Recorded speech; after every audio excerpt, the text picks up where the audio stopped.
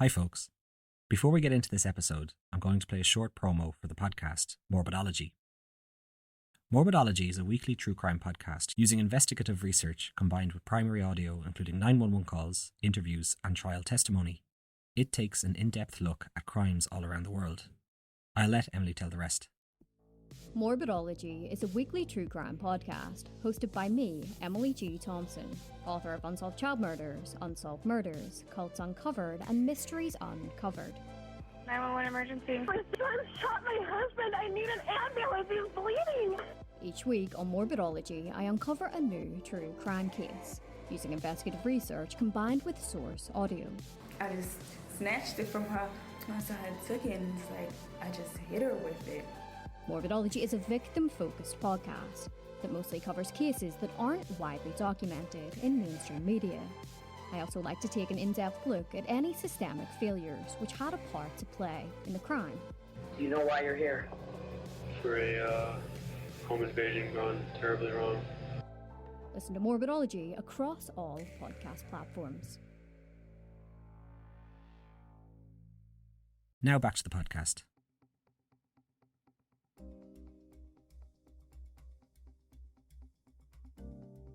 As the Troubles wore on, the IRA was discovering more and more informers and touts in their ranks.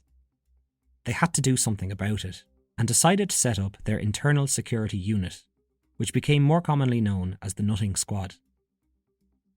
The Nutting Squad was designed to be composed of only the most trustworthy Republican men.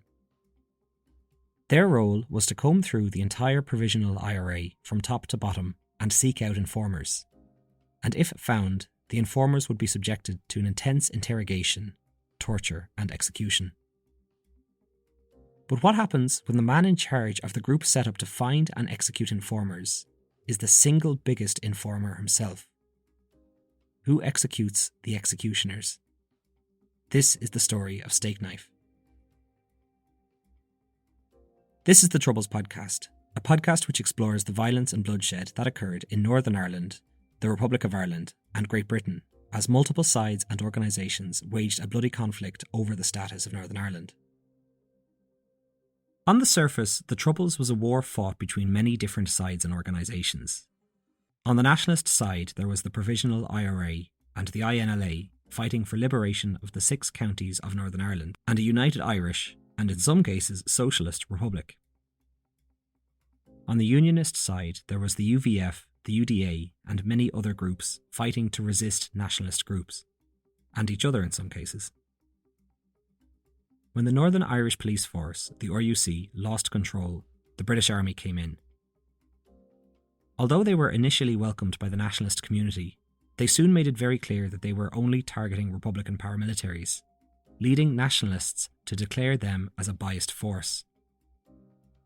In the early days of internment, around August 9th, 1971, nationalists were scooped up, and it would be a while before the army began to target loyalists. As the Troubles continued, the waters became significantly more murky.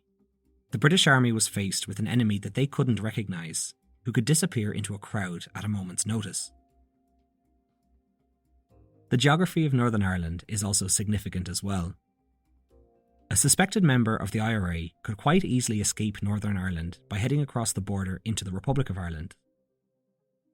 The British Army was not allowed to enter the Republic, though they did covertly on a number of occasions.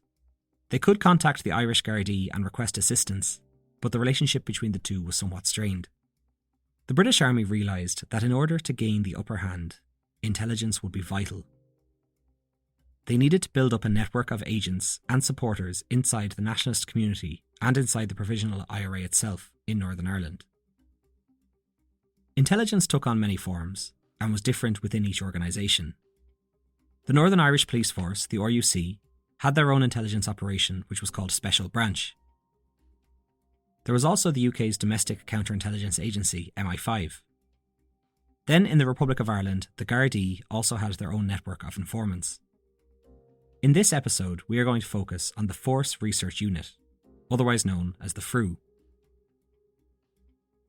Set up by the British Army in 1982, the FRU's main aim was to obtain intelligence from secretly penetrating organisations in Northern Ireland by recruiting and running agents and informants, The FRU operated outside of the law, and they operated both in Northern Ireland and in the Republic, and even had agents in the Gardaí.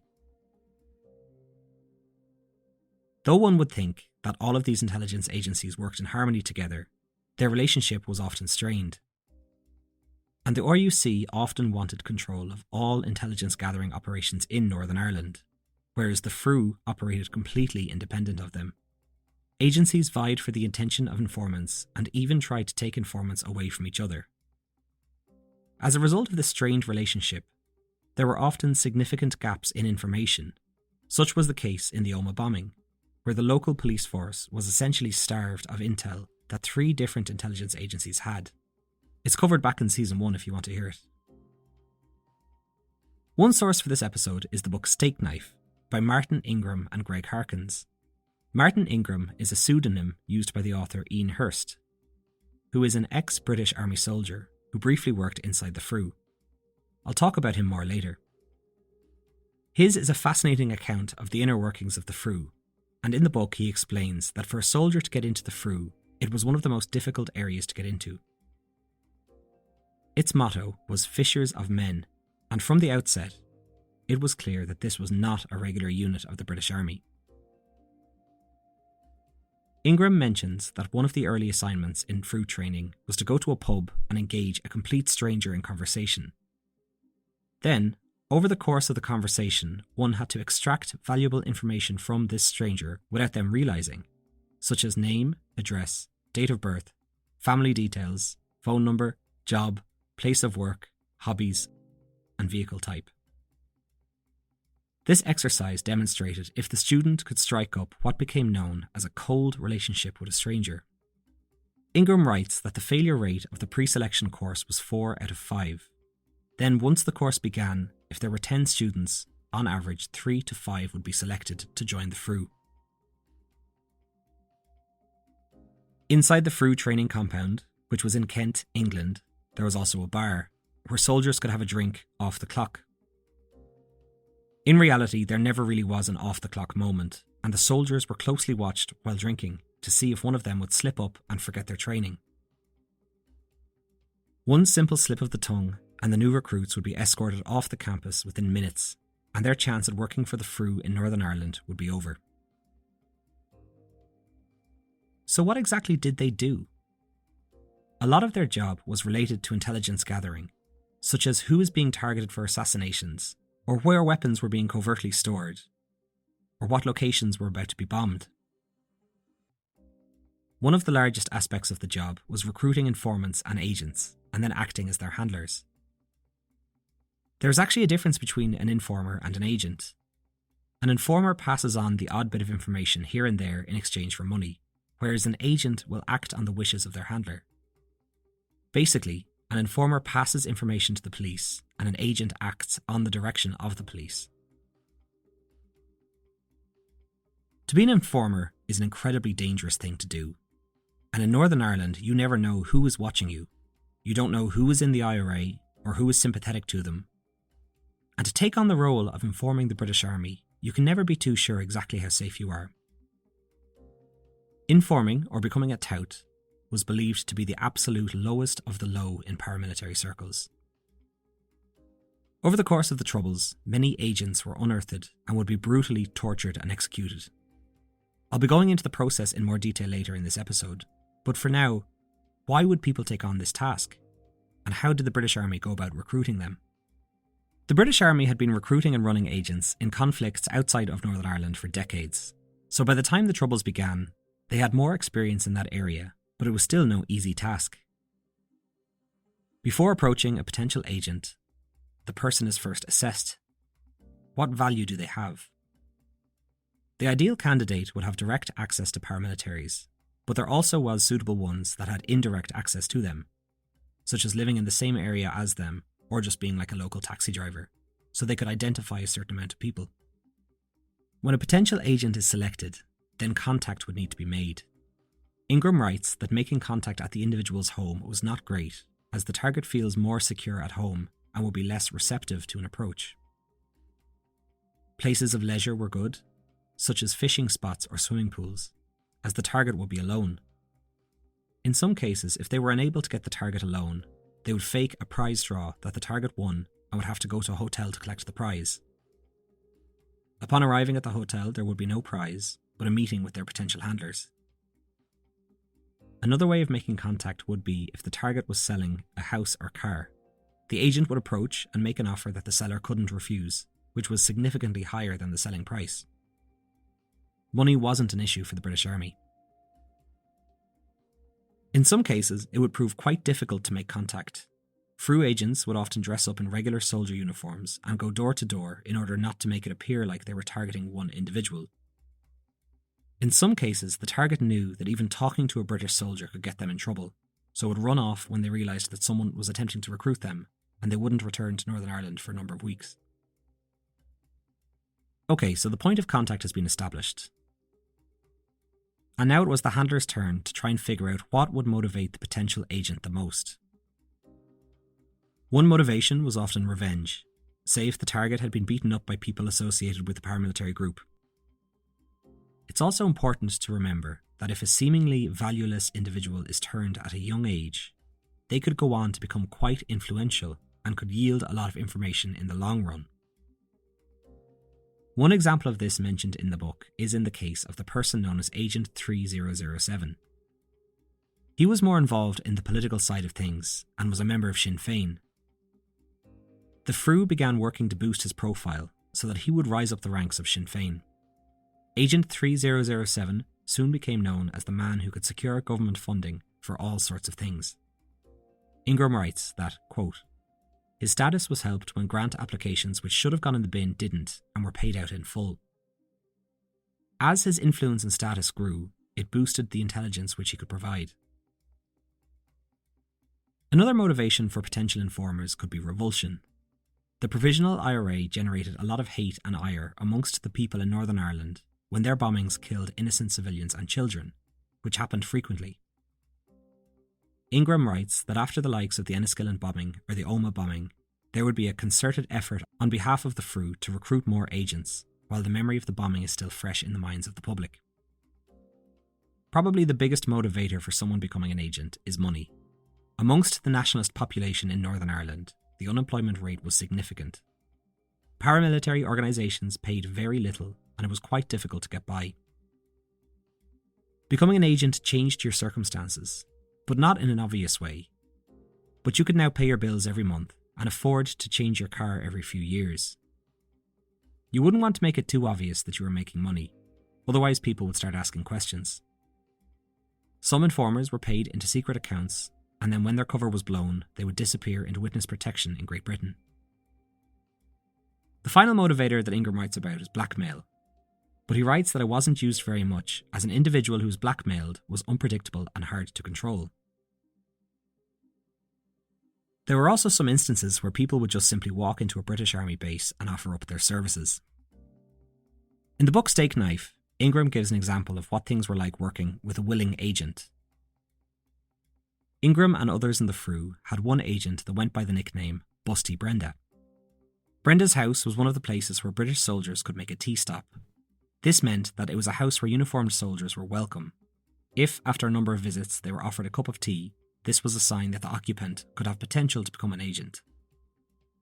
Ingram built up a rapport with Brenda, and she eventually decided to become an agent because of her friendship with Ingram and her revulsion at the IRA. Brenda had no ties with paramilitary groups, but Ingram encouraged her to make herself known in pubs and also join Sinn Féin. Brenda continued with the Frou after Ingram left, but she died of cancer quite young. Ingram writes that one of her most successful operations involved a close liaison, which meant that she slept with an individual which the Frou wanted access to.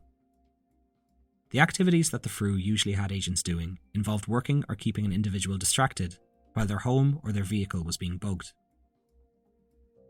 As this web of intelligence grew, it had a serious effect on the IRA, so much so that they eventually had to change tactics and significantly reduce the amount of people who were aware of an upcoming attack.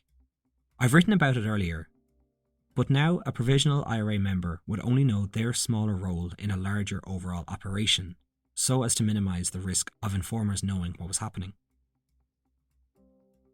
Even with this change in tactics, the damage done was significant. Weapon stores were seized, and there were instances where British soldiers were aware of an upcoming ambush, so would set a trap and lie in wait for an approaching IRA squad. This raises one of the many ethical issues in this episode. If the British Army were aware of an IRA operation as a result of covert intelligence received, is it ethical that they are allowed to shoot to kill? Meaning lying in wait to kill those involved.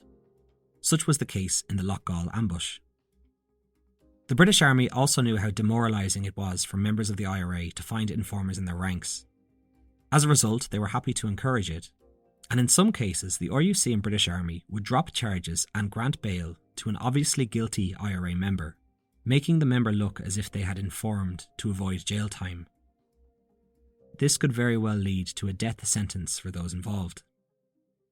If a relative was killed after being accused of being an informer, it would leave a black mark on the family that would stay there for generations.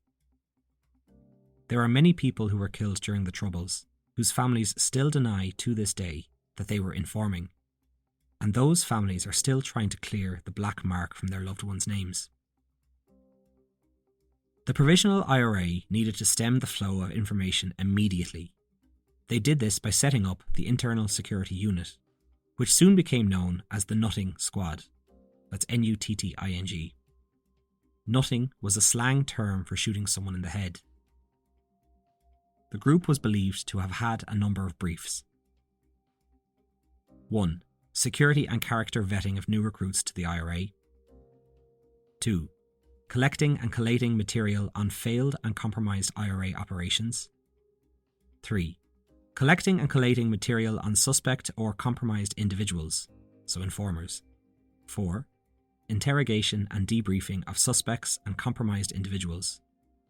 And 5. Carrying out killings and lesser punishments of those judged guilty by IRA courts martial. If someone was picked up by the RUC or British Army, it was the Nutting Squad's job to then interrogate the individual after they had been released, to determine if they had been disloyal to the IRA or if they had turned informer. It was an incredibly stressful experience. The Internal Security Unit would need to be led by a person that the IRA trusted wholeheartedly, as they would be given access to all levels of the IRA from top to bottom. The man selected to take on that role was Freddy Scappaticci. Scappaticci was one of the most trusted men in the IRA, and in the same time, he was the single biggest leak in the organisation's history, and would go on to become one of the most important informants in the history of the Troubles.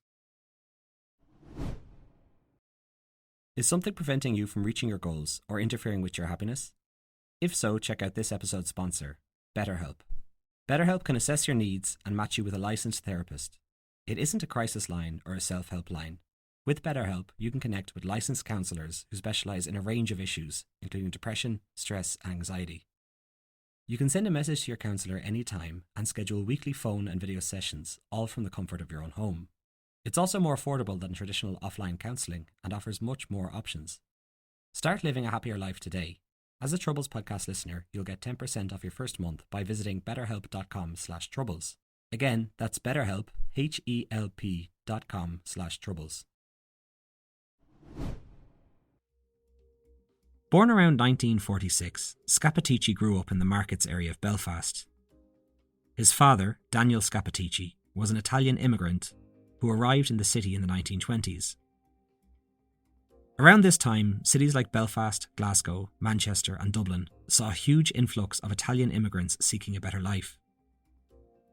There were many Italian immigrants around the markets area of Belfast, so much so that it became known as Little Italy. Some of them retained their ties to the Italian language and culture, and others didn't. Freddy could not speak Italian. Freddy's father ran a number of ice cream businesses, but Freddy's passion was football, and in 1962 he travelled to the football club Nottingham Forest for a 3-week trial with the club, but he was sent home. Scappaticci was a short, stocky man with dark black hair and was known to be unruly and hot-tempered from a young age. I found other sources that he also went by the nickname the Wop, which is an offensive term for an Italian person. Scappaticci became a bricklayer, but was soon drawn into the world of paramilitary activity, and had his first brush with police in 1970 when he was fined for riotous activity. It wasn't long before he became a respected and feared commander of the Provisional IRA in the markets area of Belfast. 1971 saw internment come to the streets of Belfast, in which a large number of IRA members were swooped up and arrested by the British Army. Scappaticci was picked up as part of this operation, and while in prison he built strong bonds with a number of prominent IRA members. He was released in 1974, but soon found himself in trouble with the RUC. The BBC documentary Panorama explains that upon his release from prison, Scappaticci returned to his job as a bricklayer, but then was involved in a large tax fraud in the building trade. He was arrested by the fraud squad of the police, but instead of being charged, he made a deal with them. He agreed to become a police informer. In the book Stakeknife, the authors state that Scappaticci's motivation for becoming an informer could have been related to him holding a grudge after an individual or group associated with the IRA had beaten him up. Another source says that Scappaticci hated the Republican Martin McGuinness with a passion, and this could have been a reason for it. Either way, soon after Scappaticci became an informer for the FRU, the Provisional IRA tasked him with leading the notorious Internal Security Unit, aka the Nutting Squad. One of the Nutting Squad's first victims was Michael Kearney. He was a young member of the IRA who was picked up by the army and then handed over to the RUC. They heavily interrogated him, and after 3 days, Kearney broke and told the police about the location of an explosives dump which was located in an apartment. They raided the apartment and recovered the explosives and then decided to release Kearney. This presents another ethical issue. By releasing him without charges, they were making it clear that it was him who had told the police of the dump, which was a death sentence in the eyes of the IRA. A detective had warned police officers that if Kearney was released, he would be shot as a spy. The police then took a vote and voted to release him. Within 48 hours, Kearney was ordered to report to the Internal Security Unit. He was driven to the border of the Republic of Ireland, and then he was questioned for 16 days. He was then released on the belief that he was heading home. An unidentified relative of Kearney, who was also in the IRA, then explained what the IRA told him what happened next. They said that instead of being driven home, Kearney was brought in a van to an area called Maguire's Bridge. There he was told that instead of being released, he was being executed. He got out of the vehicle, asked to say a prayer, and then he was shot twice in the back of the head as he was praying. He was 20 years old when he died. In later years, the IRA has acknowledged that Kearney was never a spy. Sometimes when informers were found out and executed on the spot, they would have money placed in their hands, as a sign that they were killed for accepting money. Shortly after this incident, Scappaticci moved from the role of informer to a paid agent of the state. He was given a unique number of 6126 and a code name, which was Stakeknife. From his position as the head of the Nutting Squad, he could then feed information back to the British Army on any of their secret agents that were at risk of being investigated, exposed, or executed by the squad. Over the next few years, there was a significant rise in the execution of suspected informers. Vincent Robinson was another member who was killed by the Nutting Squad. His body was found stuffed in a rubbish chute of a tower block. Vincent and Scappaticci were neighbours, and Vincent's family knew that Scappaticci was in the IRA and approached him to ask if Vincent had suffered. He assured Vincent's family that he hadn't. This wasn't the case. Vincent had been savagely beaten, and the inquest revealed that he was tortured and repeatedly struck in the side of the head. Any member of the IRA who heard the name Scappaticci was instantly filled with dread. He had a reputation for being ruthless and savage. Here's a quote from the book Killing Rage, written by ex-IRA man Eamon Collins. Scappaticci is talking about how he blindfolded an individual and let him walk free from a vehicle, thinking he was being brought home after being interrogated by the Nutting Squad. Quote, "It was funny," he said, "watching the bastard stumbling and falling, asking me as he felt his way along the railings and walls, 'Is this my house now?' And I'd say, 'No, not yet. Walk on some more.' And then you shot the fucker in the back of the head," and both of them burst out laughing. Panorama explains that this savageness is something that helps Scappaticci maintain his cover. The IRA has a fatal blindness when they were on the hunt for touts and informers. They believed that an individual who killed on behalf of the IRA couldn't possibly be working for the British Army. This raises another ethical issue. If Scappaticci was allowed to kill a number of IRA members while working undercover as an agent for the British state, but his intelligence saved the lives of others, should the British Army allow him to keep killing? It appears that they did, which is a concept that flies in the face of the beliefs held by the then British Prime Minister Margaret Thatcher, who believed that murder is murder is murder. Was she even aware of the nature of these operations? That is another question that many people want answered. With Scappaticci at the core of the Nutting Squad, there are few who doubt that he did indeed kill undercover agents, or at the very least made the order. Could he have prevented these deaths? I have read accounts that just because he was an informer doesn't mean he told his handlers everything. But there were instances in which he did tip off his handlers, and they decided not to act for fear of blowing his cover. It's very hard to know exactly how many deaths Scappaticci is linked to. But the agent Stakeknife has been linked to at least 18 murders, and there were 30 executions during Scappaticci's reign as leader of the Nutting Squad. Frank Hegarty was another individual who was interrogated by the Provisional IRA. In 1986, Hegarty was an army agent who gave away the location of a significant weapons dump from Libya that was hidden by the IRA. He was interviewed by Scappaticci, who then said that he knew Hegarty was going to be shot. No one intervened, and Hegarty was executed in May 1986. Were British agents allowed to die to protect Stakeknife's cover? It is important to remember here exactly who these agents were. In many cases, they were Republican paramilitaries, or people from the nationalist community. I found one quote from an anonymous source that said, quote, "Personally, I don't give a rat's arse if the IRA were going to shoot one of their own." It is possible that members of the security services didn't value the lives of these people as much as their own, simply because they had become agents. Joe Fenton was an agent who was run by the RUC Special Branch, unlike Scappaticci, who was run by the FRU. Fenton was an estate agent paid by the RUC to set up homes, which the IRA in turn used as safe houses. Fenton could then bug these houses, which provided some significant arrests and the seizure of weapons.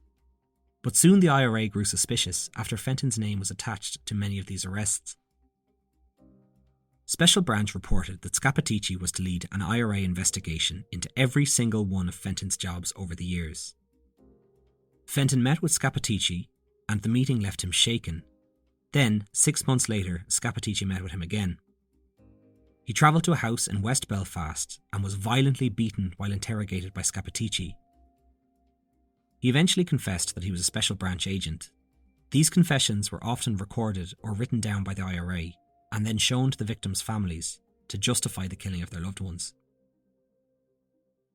In the evening, they led Fenton outside, where he decided to make a break for it and run for his life. One shot was then fired into his back, and he was then held down and shot 3 times in the head. Panorama understands that Scappaticci told his handlers that he had a second meeting scheduled with Fenton and warned them that, quote, "he won't survive this one." But his handlers chose not to intervene. Then, in January 1990, just 10 months after Joe Fenton, Scappaticci was back in the same house in Belfast, interrogating another agent of the Special Branch, Sandy Lynch. Lynch remembered what Scappaticci said to him later on when talking to the police. Quote, "He said if he had his way, I would get a jab up the arse and waken up in God's country hung upside down in a cowshed, that he'd skin me alive and no one would hear me squealing." Like the time before, Scappaticci warned his handlers that there would be another meeting and this time Lynch wouldn't leave. This time, however, the execution was prevented. Lynch was rescued from where he was being held, and 5 IRA members were also arrested. So why was Lynch saved and Fenton not? The timing of this rescue was significant, as just 3 months earlier, English police officer John Stevens had arrived in Northern Ireland to investigate undercover operations. Mr. Stevens, can you tell us how your inquiry is going at the moment? Well, I was called over here to do a totally independent, impartial inquiry into criminal allegations, and it's progressing pretty well at the present time. Here's what Stevens was told when he asked if the army ran undercover agents. No, we were told the opposite. When we first went into Northern Ireland, we were told that the army did not run any agents whatsoever. That was a flat lie? Yes. It's still unclear if the rescue of Sandy was related to the arrival of John Stevens. But after the rescue of Sandy and arrest of the IRA men, the house that the men were in was combed and a fingerprint matching Scappaticci was found on a device used to check people for bugs. A warrant was then issued by the RUC for Scappaticci's arrest. They had no idea he was an agent of the FRU. Panorama explains that someone up the chain of command for the RUC did know about Scappaticci's role and helped to concoct an alibi for him. The owner of the house was contacted and asked to say that Scappaticci had been in her house weeks earlier to complete some electrical work. Scappaticci was eventually arrested, but this alibi proved to be a saving grace. But that being said, the rescue of Sandy Lynch caused alarm bells to ring in the IRA leadership. As a result, IRA man Spike Murray investigated Scappaticci, and he was subsequently removed from his position as leader of the Nutting Squad. But he wasn't executed. Why not? It's still anyone's guess, but there is a theory that by executing him, the IRA leadership were admitting that the man whose job to protect the integrity of the IRA was the exact one tearing it apart from the inside, which is something that would have been deeply embarrassing for the IRA to admit. Another reason could be that it would have caused the provisional IRA to split even more than they already were splitting. I found one source saying that the Republicans in South Armagh had long been suspicious of Scappaticci, and they had made their feelings known, but no action was taken. Ousted from the IRA, Scappaticci decided to fight back, and he sat down with reporters in 1993 for an ITV programme called The Cook Report. The report was all about the head of the IRA's Northern Command, Martin McGuinness. Scappaticci met with the makers of the programme under the pseudonym Jack. In the interview, he vented his anger at the senior IRA members. Here's Scappaticci talking about Martin McGuinness. He's a very cold person. He doesn't have friends within the IRA. He has what he calls comrades, but he doesn't have friends as such. Well, I know it because, if we want to be straight, I was at the heart of things for a long time, right? I'm no longer at the heart of things, right? I haven't been for a few, 2 or 3 years, right? But I know what I'm talking about. When the RUC's special branch realised that Scappaticci had spoken to the media, they explained to the Cook Report that if they broadcast his voice, he would be shot. This was irrefutable evidence of touting, and if broadcast, the IRA couldn't deny it. As a result, his voice wasn't broadcast, though the audio of the interview was leaked years later. This finally brings us to Martin Ingram, aka Ian Hurst. He was a member of the FRU who left in 1990, but since leaving he began speaking out about what had been going on in the FRU, saying he believes that no one has a license to kill, and he condemned the FRU, accusing them of allowing this to happen. He began to advocate for some form of retribution against Scappaticci, and in 1999 John Stevens returned to Northern Ireland and interviewed Hurst. It's now the year 2000, and people were aware of the activities of an agent known as Stakeknife, and they were aware of the IRA man Scappaticci. But it wasn't public knowledge yet if Scappaticci was indeed the agent known as Stakeknife. That was until 2003, when Hurst leaked Stakeknife's real identity to the media. On the back of this, Scappaticci left Northern Ireland for England, where MI5 offered him security. Scappaticci declined and believed that he could talk his way out of this situation. He returned to Belfast and he met with the IRA leadership, and then on May 14, 2003, he set up a meeting with BBC correspondent Barney Brown. The meeting was recorded, and in it, Scappaticci sat with his solicitor and explained that he was an ordinary man, that he was so insulted by this accusation that he was a spy, that he had to speak out and clear his name. Here's Scappaticci reading out his statement. My statement basically is that I am Freddy Scappaticci. I'm sitting here today with my solicitor. I'm telling you I'm not guilty of any of these allegations. So again, Scappaticci is back in Northern Ireland. So where is the IRA during all of this? According to Panorama, they were watching the entire time. Literally in a car across from the office where Scappaticci was reading out the statement. And they were content with this narrative that he was putting out there. Because, again, it would be too much for them to admit that their top man in the nutting squad was an informant the entire time. Scappaticci brazenly went one step further to clear his name by suing the Northern Irish government, but he lost the case. So the question remains, did the British government go too far? Since the end of the Troubles, the vast majority of British ministers in the UK have argued that the British government acted within the rule of the law. But there are still many questions left unanswered. And as a result of the public pressure, Operation Canova was set up in 2016, which saw a team of 50 people working to probe over 200 murders during the Troubles. Much of their focus is on Stakeknife, and they will attempt to determine if lives were sacrificed in order to keep him in place. As of writing, £35 million has been spent, and a report is due to be released at some stage in the future, perhaps 2022. So what happened to Scappaticci? To be honest, it's hard to find out exactly what he has been doing lately. I understand that he's been living in a secret location in England since 2003 and continues to maintain that he is not the British agent Stakeknife. The Guardian reported that back in 2018, Scappaticci was arrested for questioning as part of the Canova report. He was released shortly afterwards, but then was back in the courts 11 months later, charged with 2 counts of possessing extreme pornography. The 72-year-old appeared before court in central London to hear the charges. He was found to be in possession of at least 329 images involving bestiality. None of the images involved children. In court, Scappaticci said that his depression and health issues had driven him to the darkest corners of the internet.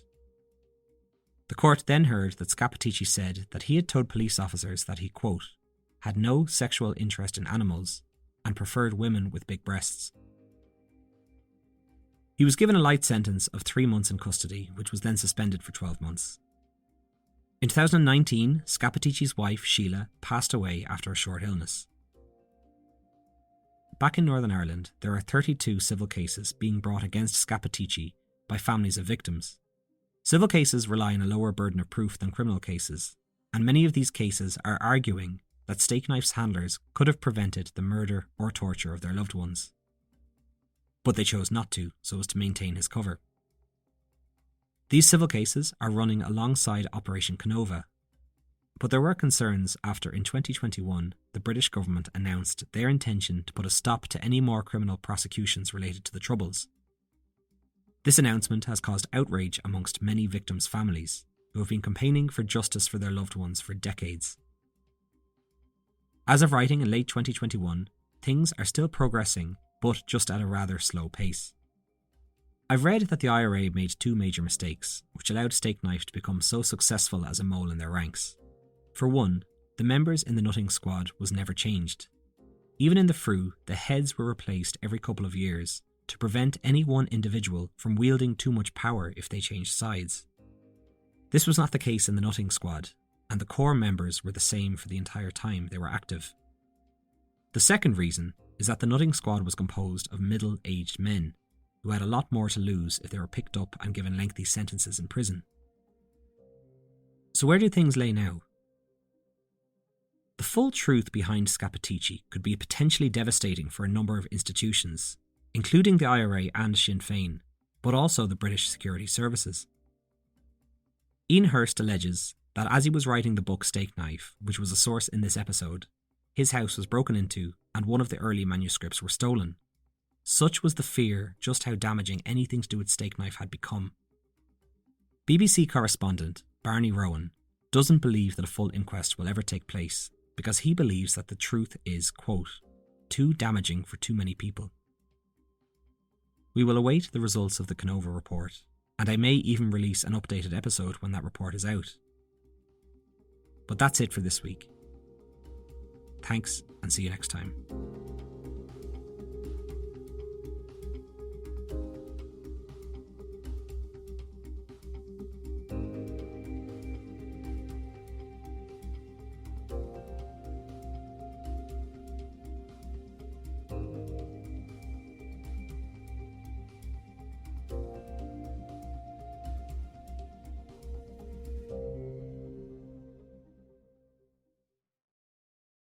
The Patreon is a great way to show your support. I release the episodes there early, and I also put out a companion video with each episode. On Patreon, the episodes are also completely ad-free, and you can listen on your own personal RSS feed on your podcast player. I'll also be posting there the full show notes for every episode. You can support the podcast over at patreon.com/thetroubles-podcast. Alternatively, if you'd like to support the podcast in a once-off fashion, you can do that over at buymeacoffee.com/thetroubles-podcast. You can also support the podcast by leaving reviews or simply telling your friends. It all helps.